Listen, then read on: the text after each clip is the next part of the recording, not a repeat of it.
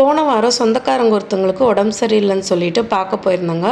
இது அப்போ எடுத்த வீடியோ. ஒரு குடும்பத்தில் ஒரு பிரச்சனைனா 4 பேர் சேர்ந்து பேச ஆரம்பிச்சிருவாங்க. அது எதனால் பிரச்சனை அப்படின்னு யாருக்குமே தெரியாதுங்க. பட் பார்த்திங்கன்னா ஒன்றுமே இல்லாததுக்கு கண் மூக்கு வாயின்னு வச்சு அவங்க பேசி முடிக்கும்போது பார்த்திங்கன்னா ஒரு உருவத்தையவே ரெடி பண்ணிடுவாங்க. இந்த மாதிரி அடுத்தவங்க வீட்டு பிரச்சனையை பேசுகிறத விட்டுட்டு நம்ம வீட்டு பிரச்சனையை எப்படி சால்வ் பண்ணலாம், நம்ம வீட்டில் லைக் ஹஸ்பண்ட் எப்படி ஒய்ஃபுக்கு உண்மையாக இருக்கலாம், ஒய்ஃப் எப்படி ஹஸ்பண்டுக்கு உண்மையாக இருக்கலாம், எப்படி நம்மளோட ஃபினான்ஷியல் ஸ்டேட்டஸை ஒரு ஸ்டேபிளான இடத்துக்கு கொண்டு வரலாம் அப்படின்னு யோசிச்சா கூட அவங்களுக்கு ஒரு பெனிஃபிட் இருக்குதுங்க. இந்த மாதிரி பேசுகிறவங்க கூட ரொம்ப நல்லவங்களாக இருந்தால் கூட ஒத்துக்கலாங்க. அதுவுமே கிடையாதுங்க. இவங்கெல்லாம் நினச்சிட்டு இருக்காங்க இவங்க செஞ்சது எதுவுமே வெளியில் தெரியாது அப்படின்னு சொல்லிட்டு.